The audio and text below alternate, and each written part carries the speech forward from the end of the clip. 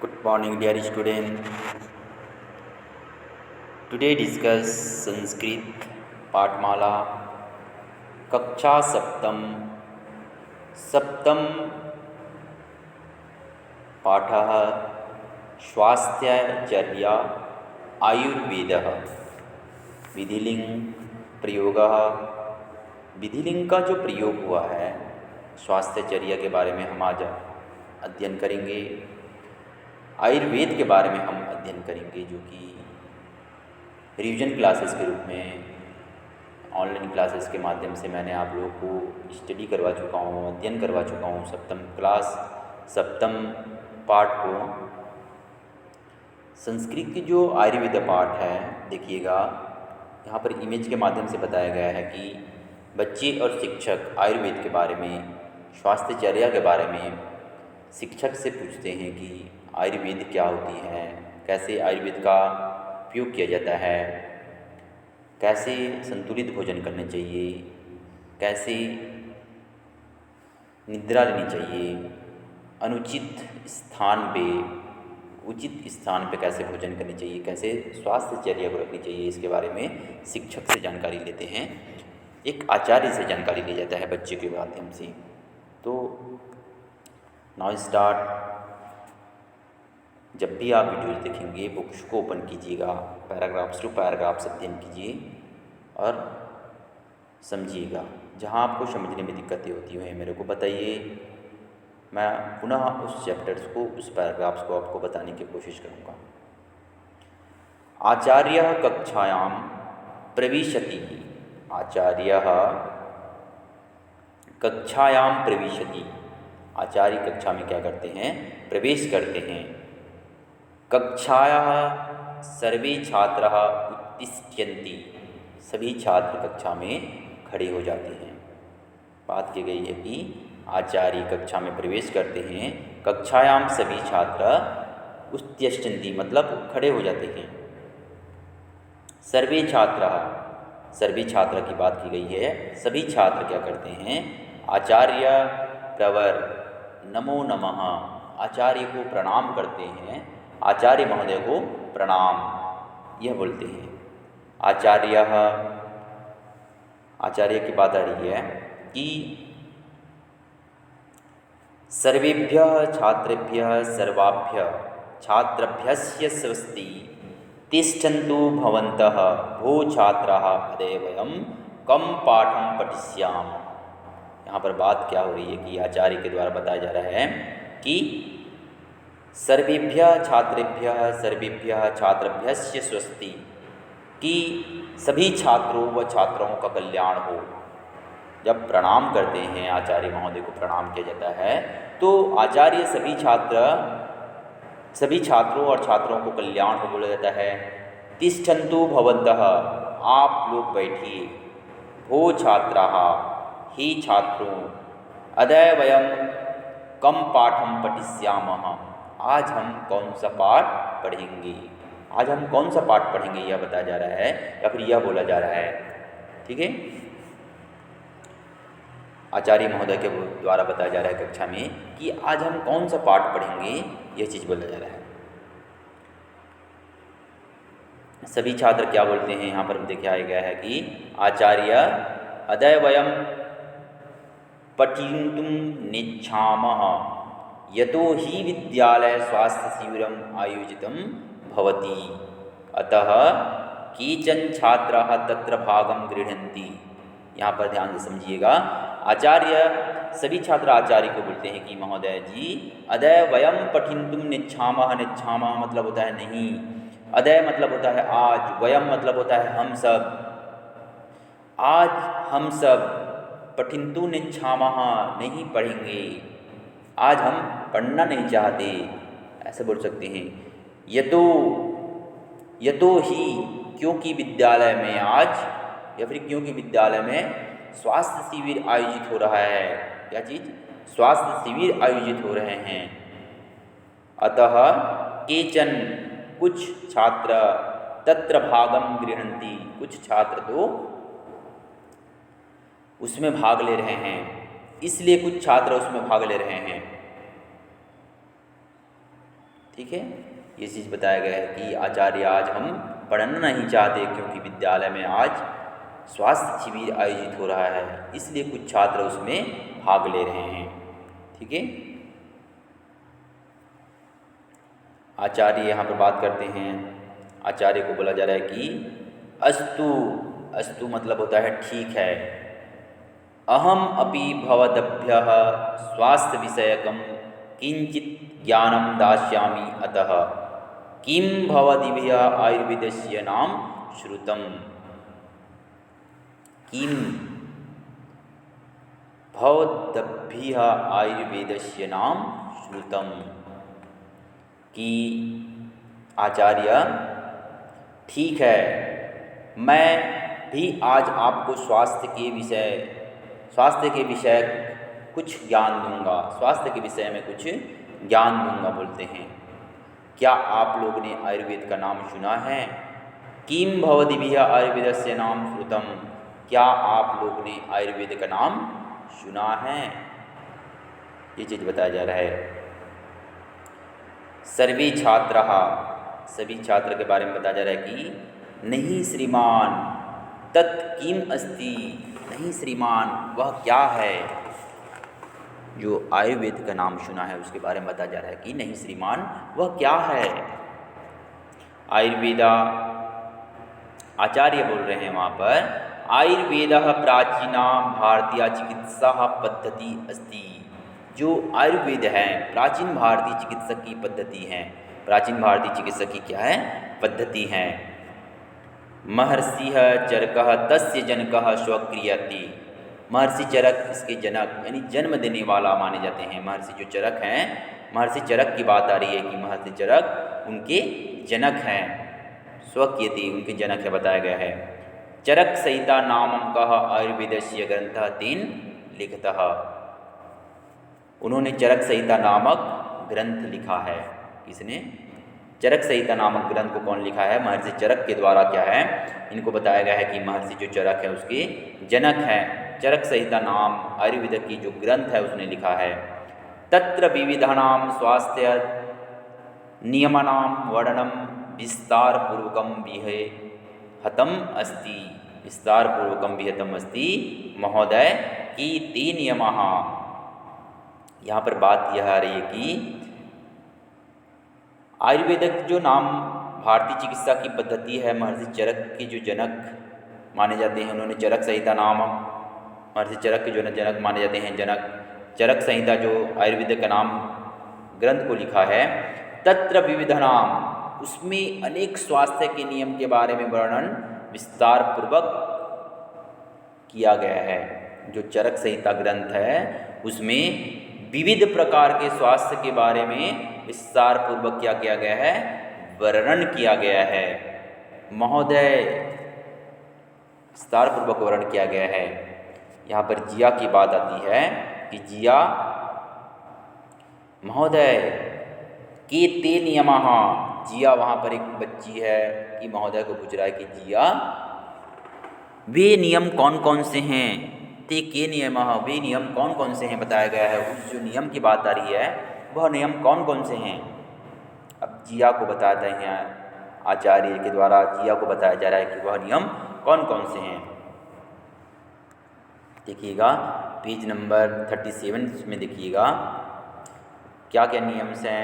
आचार्य के द्वारा नियम को बताया जा रहा है कि संक्षेपेण के नियमाः सन्ति यथा सदा हितकरं भोजनं खादित। संक्षेपेण ते नियमा सन्ति यथा सदा हितकरं भोजनं खादित, कि संक्षेप में वे नियम है जैसे कि हमेशा हितकर भोजन खाना चाहिए। संक्षेप में जो नियम बताया गया है कि हमेशा हितकर भोजन खाना चाहिए, अर्थात जिस भोजन से स्वास्थ्य की रक्षा हो वही लेना चाहिए। अथम भोजनम सदा मात्रानुसार भक्षयत, इसके उपरांत भोजन सदा मात्रा के अनुसार लेना चाहिए। जैसे भोजन करते हैं तो मात्रा के अनुसार आपको सदा मात्रा के अनुसार भोजन करनी चाहिए। स्वस्थ भोजन खाना चाहिए, हितकर भोजन खाना चाहिए बताया गया है। अपि च ग्रीष्मकाले शीतकानि द्रव्याणि शीतकाले चुत्साणि द्रव्याणि भोक्तव्यानि। यहाँ पर बात की गई है कि अपि, लेकिन, अधिक मात्रा में खाना नहीं चाहिए। यहाँ पर बताया गया है इसके उपरांत भोजन सदा मात्रा के अनुसार लेना चाहिए, अधिक मात्रा में नहीं खाना चाहिए। गर्मियों में ठंडे पदार्थ तथा सर्दियों में गर्म पदार्थ का सेवन करनी चाहिए। यहाँ पर लिखा हुआ है कि अपि ग्रीष्मकालीन मतलब होता है गर्मी के महीने में, शीतकालीन और जब शीत के महीने में, है ना, इसका गर्मी का भोजन मतलब गर्म पदार्थों का सेवन करनी चाहिए बताया गया है। बुभुक्षायाम एवं खादित, बुभुक्षायाम मतलब होता है जब आपको भूख लगे तब खाना चाहिए, भूख लगने पर ही खाना चाहिए। परिशितम अन्नम ना भुंजितम असमय अनुचित स्थाने च न खादित इत्यादि। बात की गई है कि बासी खाना नहीं खाना चाहिए, जो बासी भोजन से रहते हैं, बासी खाना होता है उसे नहीं खाना चाहिए। गलत समय पर अनुचित स्थान पर खाना चाहिए, मतलब गलत समय पर अनुचित स्थान पर नहीं खाना चाहिए बताया गया है। गलत समय हो, अनुचित स्थान हो तो आपको क्या नहीं करनी चाहिए, खाना नहीं खानी चाहिए बताया गया है। तो इस प्रकार मैंने आपको बताया कि आचार्य के बारे में बताया, आचार्य ने क्या क्या संक्षिप्त में उनके नियम बताए, जो उनकी चरक संहिता वो ग्रंथ में लिखी हुई है। स्वास्थ्य के नियम का वर्णन विस्तार पूर्वक किया गया है, उसके बारे में यह बात की गई है। नीचे जो पैराग्राफ दिया है माइकल के द्वारा बताया गया है कि माइकल आचार्य तत्र जीवनचर्या विषय किम वर्ण्यतम, कि आचार्य वहाँ जीवन के व्यवहार के विषय में क्या कहा गया है। जो तत्र मतलब होता है वहाँ, जीवन के विषय के बारे में किस बात की गई है, क्या बात की गई है, क्या कहा गया है बताया गया है। आचार्य साधु पृष्ठम तत्र वर्णितम यत् सदा प्रातः काले उत्तिष्ठन्ति गुरु वृद्ध आचार्यं सेवित। आचार्य के द्वारा बताया गया है साधु मतलब होता है सही, पृष्ठम मतलब होता है पूछा, वहाँ वर्णन किया गया है तत्र वर्ण्यम यत् सदा प्रातः काले उत्तिष्ठति गुरु वृद्ध आचार्यन सेवित ना पुर्यात्, कि गुरुओं, वृद्धों व आचार्यों की सेवा करनी चाहिए, गुरु की सेवा करनी चाहिए, वृद्धों की सेवा करनी चाहिए। यहाँ पर बताया गया है गुरु की सेवा करनी चाहिए, है ना। प्रातः काल उठिए, गुरु की सेवा कीजिए, वृद्ध की सेवा कीजिए, आचार्य की सेवा कीजिए, है ना। ये चीज़ बताया गया है, आचार्यों की सेवा करनी चाहिए, झूठ नहीं बोलना चाहिए। यहाँ पर बताया गया है दुर्जनम संगति ना कुर्यात् लोभी क्रोधी अहंकारी न स्यात्। आपको ना बुरियात बोला गया है कि झूठ नहीं बोलना चाहिए, दुर्जन की संगति नहीं करनी चाहिए, लोभी क्रोधी तथा अहंकारी नहीं होनी चाहिए, लोभी नहीं होना चाहिए, क्रोधी होना चाहिए, अहंकारी ना होना चाहिए। पाप कहानी ना इंद्रवशीभूतः ना भवेत्, सर्वदा प्रियवादी भवेत्, संयेन कार्याणि समापयति इत्यादि। यहाँ पर बात की गई है कि लोभी क्रोधी एवं अहंकारी यानी घमंडी नहीं होना चाहिए, पाप कर्म यानी बुरे कार्य नहीं करने चाहिए, इंद्रियों के वशीभूत नहीं होने चाहिए। जो इंद्रियों होती हैं आँख, कान, नाक, मुँह, त्वचा, ये जो इंद्रियों के वशीभूत नहीं होने चाहिए। सदा प्रीत्य, सदा क्या नहीं चाहिए, सदा प्रिय बोले, सदा प्रिय बोलने वाले होने चाहिए, समय पर कार्य करनी चाहिए इत्यादि। सदा प्रिय बोलनी चाहिए, सर्वदा प्रियमवादी भवेत्, सदा प्रिय बोलनी चाहिए, समय पर कार्य को करना चाहिए और समाप्त करनी चाहिए समय पर। इस चीज़ के बारे में बताया गया है। सकिलः आचार्य प्रवर तत्र व्यायामस्य विषय अपि किंचितम कथियतम, कि आचार्य महोदय महाव्यायाम के विषय में भी कुछ कहा गया है। कहाँ? आचार्य महोदय के बारे में बात की गई कि तत्र व्यायामस्य विषयम अपि किंचितम कथितम, वहाँ व्यायाम के बारे के विषय में कुछ कहा गया है, बताया गया है। आचार्यः आम तत्र कथितम यत् सदा प्रातः काले व्यायाम कुर्यात्।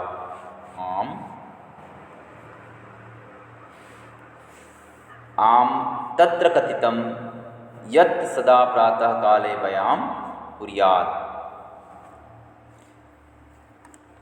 आचार्य महोदय, वहाँ व्यायाम के विषय में कुछ कहा गया है। वहाँ व्यायाम के विषय में, व्यायाम जो होती है, सुबह आप व्यायाम करते हैं, शाम को आप व्यायाम करते हैं, उसके विषय में कुछ कहा गया है।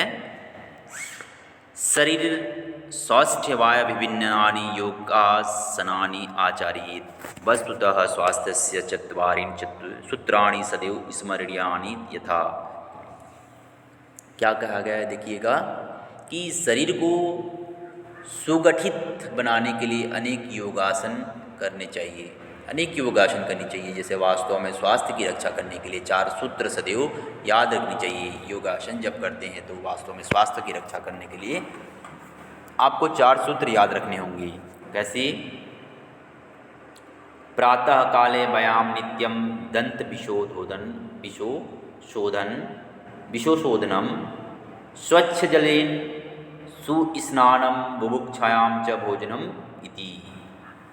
यहाँ पर बात की गई कि प्रातः काल व्यायाम करनी चाहिए, प्रतिदिन दांतों की सफाई करनी चाहिए, साफ पानी से स्नान करना चाहिए तथा भूख लगने पर ही भोजन करनी चाहिए। 4 चीज़ मैंने बताया आपको। क्या क्या बताया? कि प्रातः काल आप व्यायाम कीजिए, पहला पॉइंट, प्रातः काल आप व्यायाम कीजिए। नित्य यानी प्रतिदिन आप दंत को साफ कीजिए, स्वच्छ पानी से स्नान कीजिए, भूख लगने पर भोजन खाइए। आप 4 चीज़ कीजिए, आप हमेशा स्वस्थ रहेंगे। सर्वे छात्राः, सभी छात्र क्या बोलते हैं देखिएगा। आचार्य धन्यवादः अदय स्वास्थ्य शिविरम माध्यमेन अस्माभिः आयुर्वेदस्य विषय महत्वपूर्णं ज्ञानं लब्धम्। वयमपि सदा आयुर्वेदस्य नियमानां पालनं करिष्यामः, स्वास्थ्य च भविष्यामः। कि आचार्य धन्यवाद। आज स्वास्थ्य शिविर के माध्यम से हमने आयुर्वेद के विषय में महत्वपूर्ण, आयुर्वेद के विषय में क्या महत्वपूर्ण लब्धम ज्ञान प्राप्त किए। वयमपि सदा आयुर्वेदस्य नियमानां पालनं करिष्यामि, हम भी सदा आयुर्वेद के नियम का पालन करेंगे तथा स्वस्थ बने रहेंगे। क्या बने रहेंगे? स्वस्थ बने रहेंगे। ठीक है, मैंने सभी छात्र के बारे में बताया कि सभी छात्र जो रहते हैं आयुर्वेद के बारे में बताया कि आचार्य जो है धन्यवाद। अदय स्वास्थ्य के विषय के बारे में बताया कि अस्माभिः आयुर्वेदस्य विषय महत्वपूर्णं ज्ञानं लब्धम्। वयमपि सदा आयुर्वेदस्य नियमानां पालनं करिष्यामः, स्वास्थ्य च भविष्यामः। कि महत्वपूर्ण ज्ञान प्राप्त किया, हम भी सदा आयुर्वेद के नियम का पालन करेंगे तथा स्वस्थ बने रहेंगे। इस प्रकार सभी छात्र के बारे में, सभी छात्रों ने आयुर्वेद के बारे में ज्ञान प्राप्त किए और उनके नियम के पालन के अनुसार कार्य किए। आयुर्वेद के मैंने स्वास्थ्यचर्या के बारे में आपको अध्ययन करवाया। आई होप कि वीडियो समझ में आया होगा। स्टडी कीजिए अच्छे से, वर्ड मीनिंग्स को पढ़िएगा। वर्ड मीनिंग्स बहुत ही इंपॉर्टेंट्स होते हैं कि वर्ड मीनिंग्स जो दिए रहते हैं, जैसे बताया गया है जनकः, प्रेरणता, प्रेरणता पिता के बारे में बताया गया है। अस्तु ठीक है, हितकरम हितकर, भुंजित खाना चाहिए, कुस्तिटम उठे हुए, स्वेद मतलब सेवा करना, भुक्तव्यानि मतलब खाना चाहिए, है ना। विहितम किया गया है, भवदिभः आप लोग ने, पठितुम नेच्छामः पढ़ना चाहते हैं ना, साधु पृष्ठम सही पूछा, स्यात् हो ब्रियात नहीं करना चाहिए, या फिर बोलना चाहिए उचित समय में, प्रियवादी प्रिय बोलना चाहिए। इस प्रकार कुछ ऐसे वर्ड मीनिंग्स जो रहते हैं, शब्दकोश की भंडार आपके दिमाग में अगर रहेगी तो आप अच्छे से अच्छे वाक्यों का निर्माण कर सकते हैं। तो इस प्रकार वर्ड मीनिंग्स को आप स्टडी कीजिएगा अच्छे से। बाय बेटा।